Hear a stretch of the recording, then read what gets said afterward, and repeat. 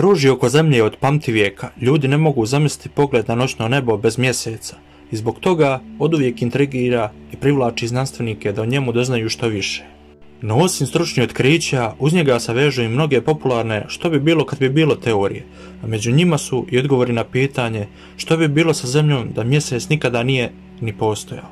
Mjesec je zemljin prirodni satelit i najbliže nebesko tijelo čija je starost procijenjena na oko 4,5 milijarde godina, što je zapravo veoma slično dobi našeg planeta. Iako se može reći da je mjesec ovdje praktički oduvijek, zapravo nema sigurnih objašnjenja kako je nastao.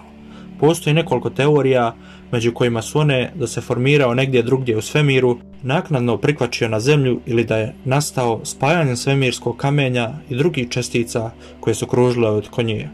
Jedna od najizglednijih pak teorija da je nebesko tijelo veličine planeta poput Marsa udarilo u zemlju te da je oko nje tada počela kružiti veća količina odvojene mase s koje se na kraju formirao mjesec.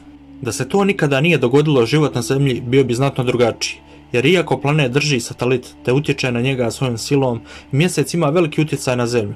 On nije samo ukras na nebu i da ga nema, posljedice bi bile goleme. Svi koji već sada misle da im je dan od 24 sata prekratak, teško bi se snašli bez mjeseca, jer bi u tom slučaju dan na zemlji trajao samo 6 do 8 sati. Dan je naime razdoblje koje je potrebno planetu da se jednom okrene oko svoje osi.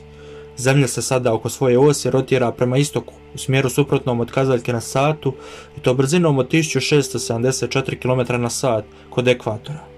Ta je brzina puno manja nego što je bilo da je Zemlja nema satelit, jer se rotacija znatno usporava zbog gravitacijske interakcije s mjesecom. Najjednostavnije rečeno, Zemlja vuče mjesec i drži ga u svojoj orbiti, no i mjesec vuče Zemlju te ju usporava. Da se naš planet kojim slučajem vrti brže, godina bi u prosjeku imala od 1100 do 1400 kraćih dana. Zemlja se oko svoje osi vrti pod nagibom od 23,5 stupnja u odnosu na orbitalnu ravninu oko Sunca, a taj je kut već stotinama miliona godina više manje jednak, te varira od samo 23 do 26 stupnja. Upravo mjesec stabilizira Zemlju i zaslužan je za to što se više ne naginje, odnosno što ne mijenja znatno kut nagiba oko vlastite osi, a upravo stalni nagib zemljine osi omogućuje stabilnu izmjenu 4-godišnjih doba. Sunčeve zrake naime, zbog nagnutosti padaju na različite dijelove zemljine kugle pod različitim kutovima, no ti kutovi svake se godine u isto vrijeme jednaki.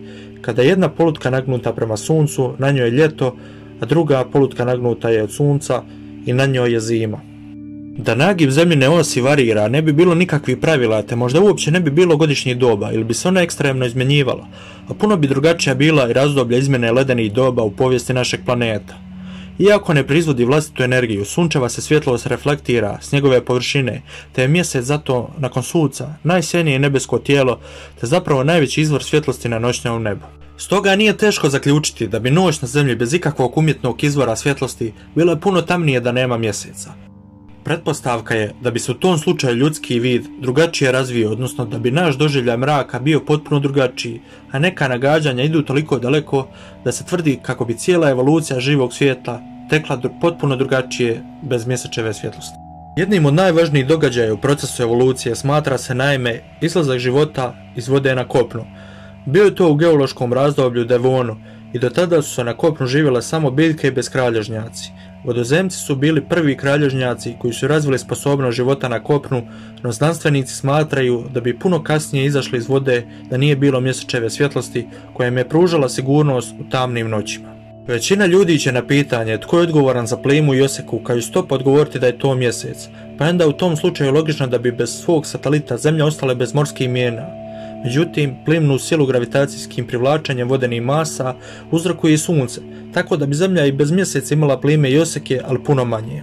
Sunce je naime 27 miliona puta masivnije od mjeseca, no trebalo bi ima 64 miliona puta veću masu od njega da bi imalo isti učinak na morske mijene kao Zemljin satelit.